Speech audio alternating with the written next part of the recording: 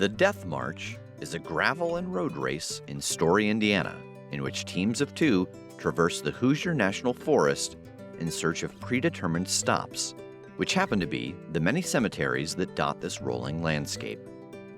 The competition was started in the 90s as a small get-together for mountain cyclists, but this trek has developed into one of the most exciting races in Indiana.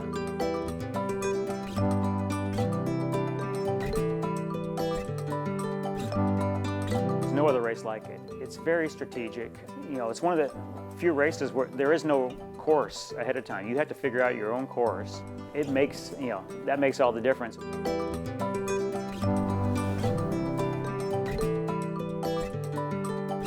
Death March is an adventure race, and also, when you boil it down to it, and it's a race that is called the Death March because there's checkpoints that are cemeteries, and you basically win the race by having the lowest possible time, kind of figure out how they connect. How can you best connect all these things to hit the maximum possible?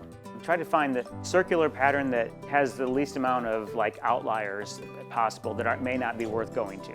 Just go out and ride. How long does it take me to get here? How much is the time bonus? Is it worth it?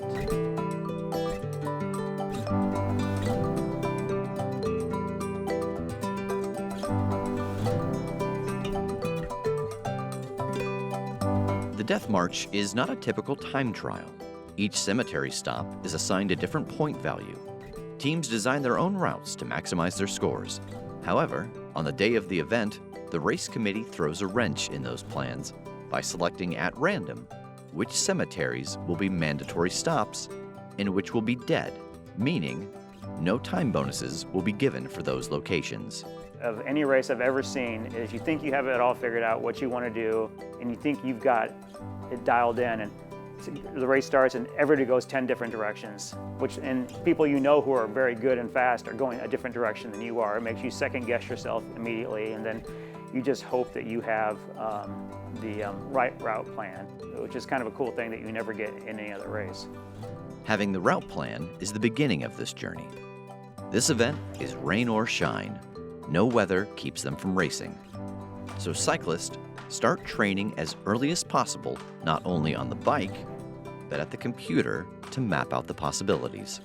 So the training really ramps up for me probably 2 months before the race is when I start having a head towards doing it. I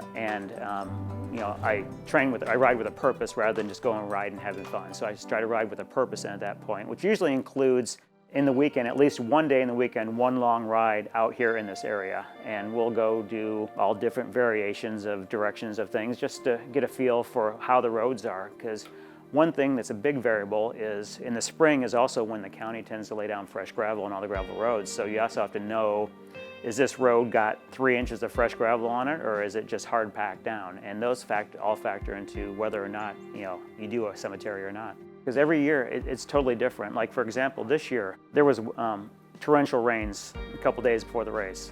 Frankly, I couldn't get to a lot of the places because of the flooding on Saturday before this year's race. So I knew that there was possibilities that I might have to alter the course. I might run into roads that were underwater, and so I just had to think through things like that. And I guess you learn how to adapt, and also, as much as I ride out here, learning, okay, in my head, if this road is closed, what's the possible detour to get around where I need to go?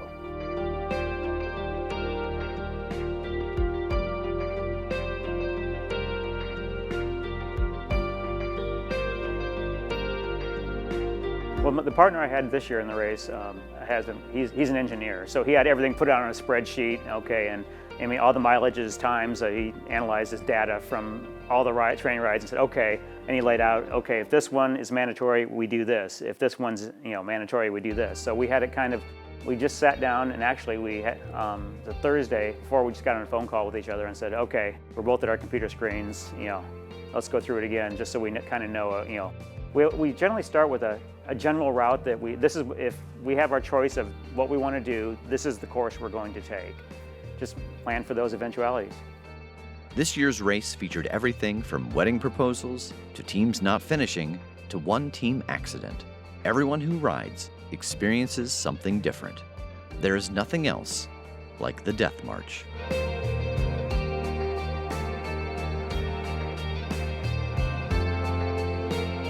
guess getting out, it's an escape from all of life's pressures and stresses. I get out here and I'm in the woods. A lot of times, you have to be so singularly focused on what you're doing that you kind of forget about all the problems you had when you drove out there.